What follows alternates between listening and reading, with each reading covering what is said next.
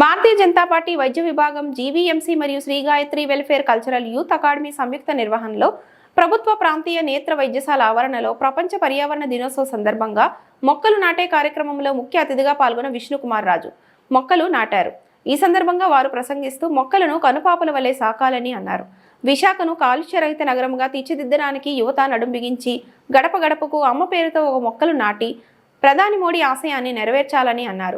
June 21 ప్రపంచ యోగా దినోత్సవాన్ని పురస్కరించుకొని ప్రజలందరూ యోగా కార్యక్రమంలో పాల్గొనాలని పిలుపునిచ్చారు.